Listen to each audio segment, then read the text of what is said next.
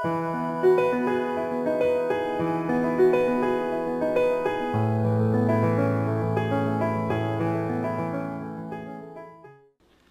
my name is George Reagan, and I'm going to do a short reading from my book, Don't Let That Bully Bug You. It's Book 2 of the Stinkbug Chronicles. Chapter 2, Sick Day? For 3 days, Walter silently observed Brandon's after-school eating frenzy. Gobbling down extra food is one thing. Brandon could just be going through a growth spurt. But it was his friend's silence that concerned Walter the most. The two of them used to do everything together, but not lately. Brandon was not speaking to anyone. His parents wondered about his suddenly quiet behavior also, especially at dinner. He and Tawny usually spent most of the meal teasing and pestering one another. Now Mr. and Mrs. Phillips actually felt relief that they didn't have to play referee for a change. But Walter thought that more than enough time had passed. Something was wrong, and he was determined to figure out the problem. Home life seemed normal. Tawny almost enjoyed aggravating Brandon and picked on him mercilessly, but she had been preoccupied lately with events at school and just didn't have the time to properly annoy her brother. So Walter wondered if something was wrong at school.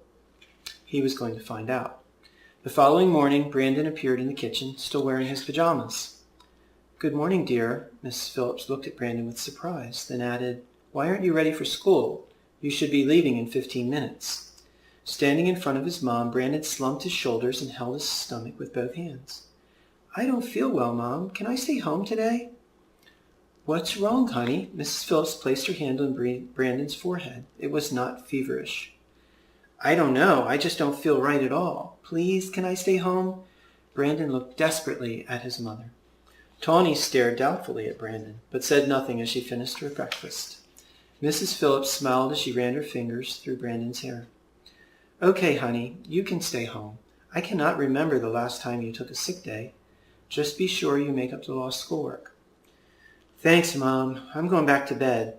Brandon hugged her quickly before returning to his room. Walter had nestled himself inside a tiny mesh pocket on the side of Brandon's backpack, which was lying right next to the kitchen door.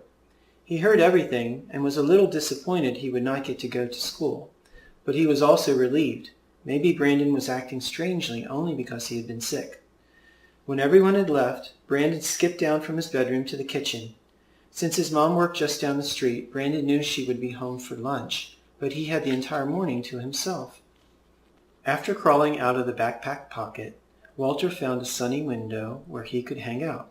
He observed Brandon as the boy expertly prepared some leftover waffles for breakfast. Funny, he thought. Brandon isn't acting like he's sick. "I'm sorry you aren't feeling well," said Walter as he plopped down onto the kitchen table. "Thanks, Walter," Brandon replied. "I'll be all right as soon as I finish these delicious waffles." It did not take long. As soon as Brandon devoured the last bite, he sighed with satisfaction and said, "Well, that's one thing you'll never get your hands on." "What did you say?" asked Walter. Oh, nothing," stammered Brandon, and quickly changing the subject said, "Let's play Xbox." For the remainder of the morning, the two friends camped out in the living room, playing games and enjoying each other's company. Brandon was not acting sick at all, and was smiling and joking around just like he always had before. "I'm glad you are feeling better," the Stinkbug said. "I guess that means you will be going back to school tomorrow." Instantly, the grin vanished from Brandon's face. In the blink of an eye, he looked and felt sick again. "I guess so," he answered as he looked away. Walter knew now that something was wrong at school. Whatever it was bad enough to make Brandon fake a sick day. At that moment, Mrs. Phillips walked in the front door and Brandon stopped the conversation. He was in some kind of trouble, but wasn't talking.